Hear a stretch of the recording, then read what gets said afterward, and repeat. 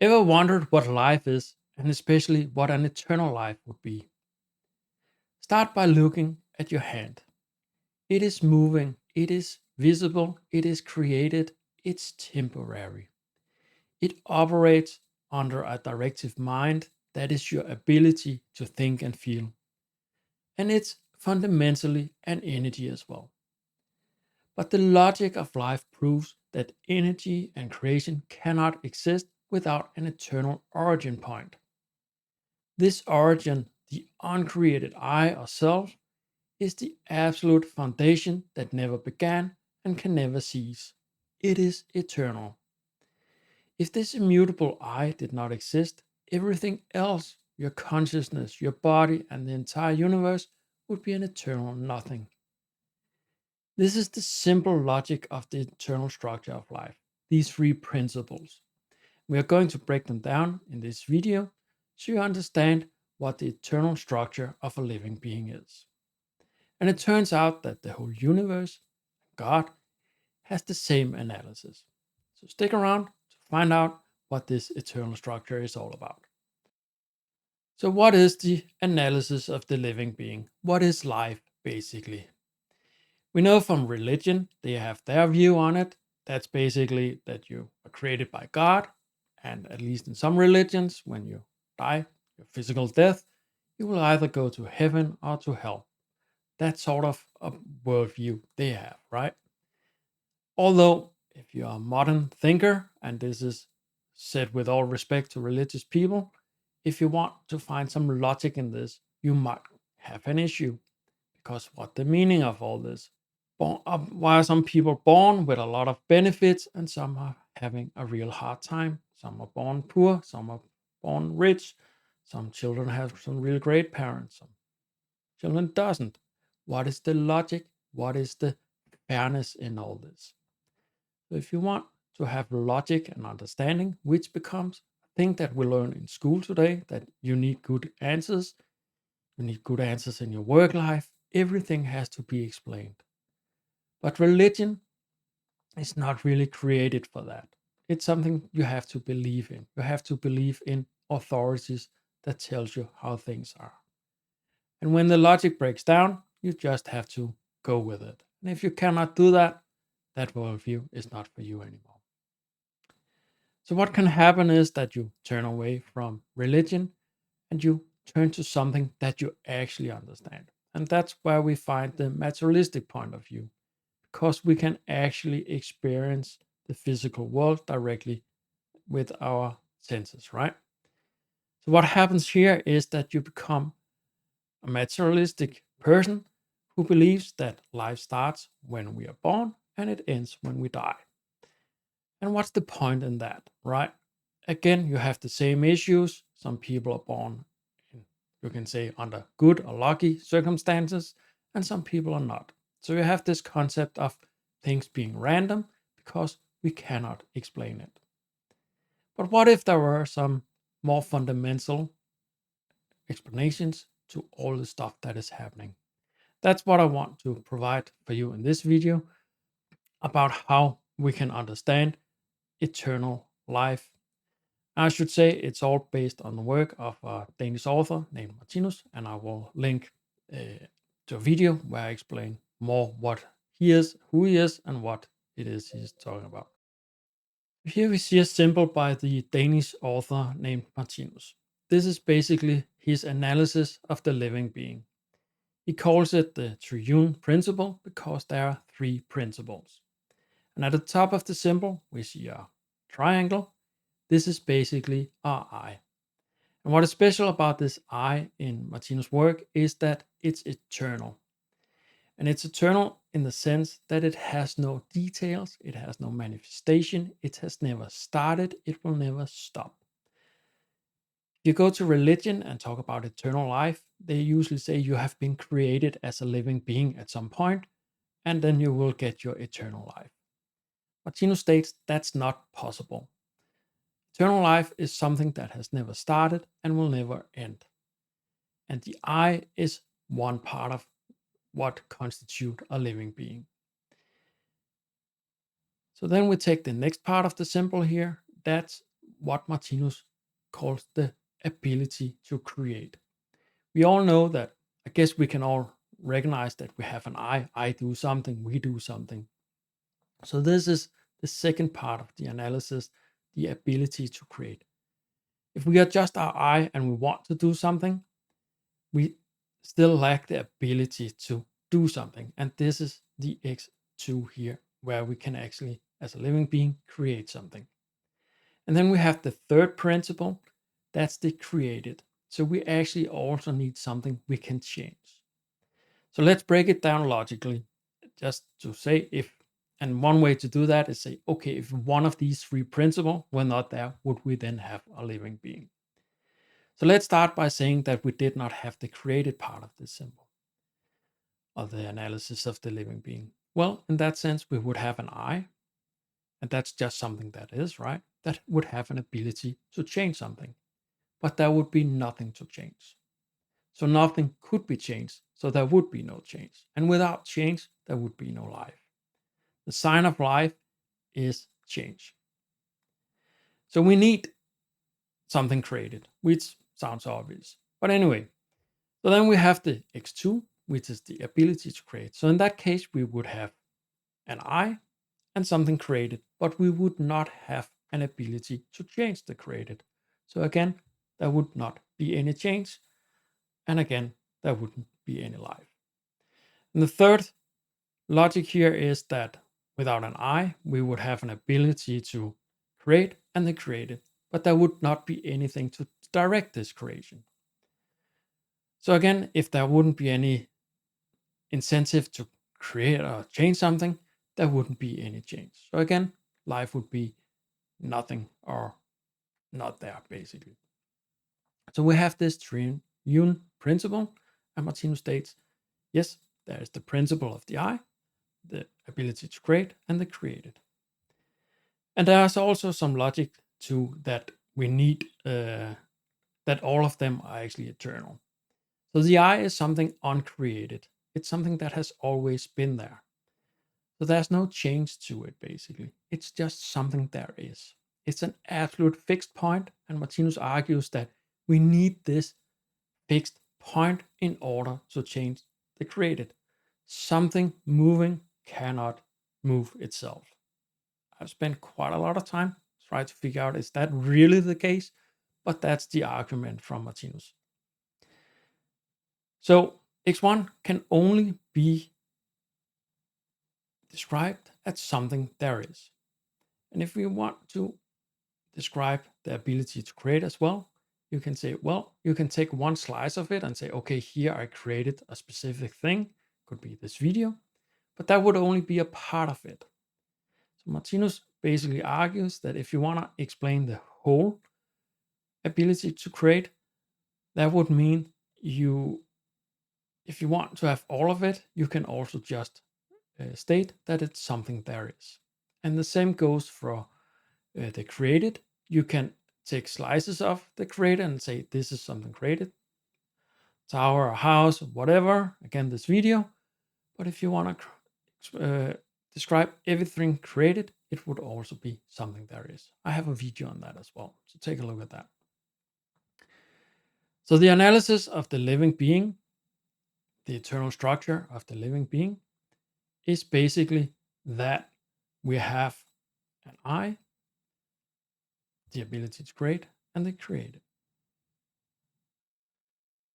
So that was the analysis of us as a living being. So the big thing here is that Martinus states that the whole universe has the same analysis. So we can see when we look out in the big universe, the stars, the galaxies, and so forth, but also inside ourselves, in our microcosmos, as he calls it, the cells, the molecules, and all that stuff, there's movement everywhere, right? Martinus argues that there's some logic to that. We can see that our body is really, in a way, probably one of the most genius things that we have here, right?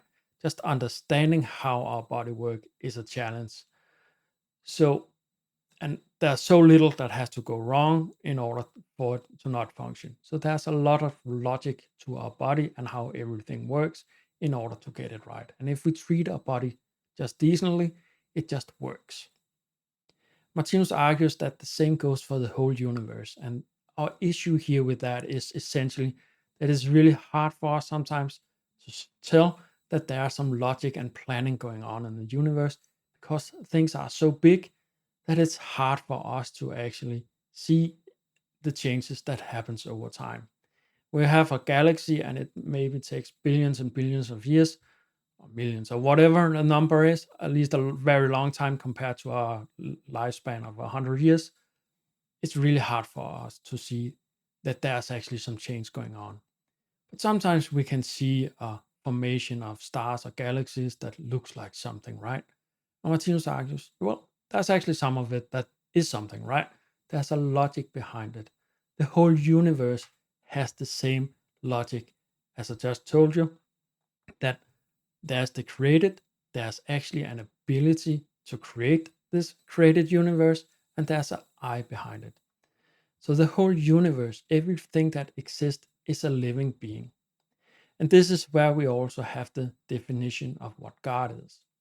So God is the total sum of, well, there's an I, it's the total sum of all the abilities to create and all the created. I once had a professor in mathematics who said that you cannot prove that God exists because we don't have a definition. Here we actually have a definition that we can start working with and see if we want to, or if we think that is true or not. So the idea here is basically that the whole universe has the same analysis as we do. This I, ability to create, and the created. The three X's of the triune principle. So that was the structure of life. But why is it eternal? Why is this an eternal structure? I've already talked about the I as something that is not created. It's something that has always been there. Because it's behind the created, it's not the created itself.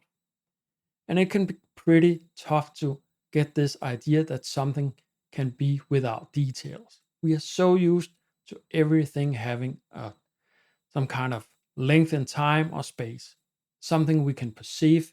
That's how we think, that's how we are brought up. But when we're talking about the eternal world picture, the eternal principles, these are not created. They have always been there. And then you can say, so what's the thinking behind that? There's no thinking behind something eternal because it has never started. There's no before and there's no after. It has always been there. I cannot emphasize that enough. So let's take the I and why that's eternal, right? Again, no details, no nothing, no change basically. So it has always been there. And the same goes for the ability to create and the created, seen from a eternal point of view. There has always been an ability for the living being to create something. And there has always been something created or something that has been changing. So here we have the three fundamental principles that are required for a living being. Something that can direct whatever life this living being has. It has an ability to actually go out and change something, and it can change something and experience it. So that's the structure of us as living being, an eternal structure of life. Three basic principles that defines what an eternal living being is. Something that has never started and that has never, and it will never stop. And then you can say, okay, but I was born when I was physically born and so forth. And here goes a lot of explanation into stating that we actually have a life before we are born. And we have actually lived physically before. So that's where we go into reincarnation. Martinus also explains that our whole existence are based on what he calls the contrast principle. So our whole life actually alternates between a lighter experience and a darker experience. So our eternal life experience keeps being renewed. But that's for another video. I'll just say there's a lot of details into this, how it actually works. There's some logic to it, a logic that is also eternal. So it has been there forever, has never started, and will never end. So no one really invented that part.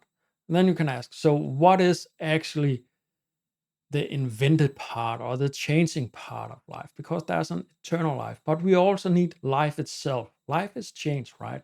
Everything we experience is something that changes all the time. So we have the eternal part of the life, and then we also have, you can say, what's inside life. That's all the timely stuff. That's also the things that is limited in space. And we need that as well. It is as important because that's our life experience. Our life experience is basically all the timely stuff, at least that's where we are right now. That's the day-to-day stuff. That's watching this video, and that takes whatever minutes it will end up being. That's a time span, right? That's something timely. It's not an eternal thing. It will come because I've created it and it will go away again. You'll watch it. I'm thankful for that. And then it will end. And at some point, it will not exist anymore. So that's all the timely stuff. And we need that in order to experience life. So, what are the practical implications of all this? Well, firstly, it turns out that we are not just our physical bodies. There's something eternal behind us as living beings. There's this I, the ability to create, and the created. And that changes the perspective on what we are, who we are, and what life is all about. We are not just this bag of atoms, as I usually call it, that randomly is created when we were born and goes away when we die. There's actually more to life. And we can also talk about religion and their view on eternal life. Eternal life cannot be created according to this view. Eternal life is something that is or is not. It will not be created out of nothing. So it opens up to a whole new perspective on what life is, who we are, and ultimately how we should live our life. Because this also have implications of how we live our life.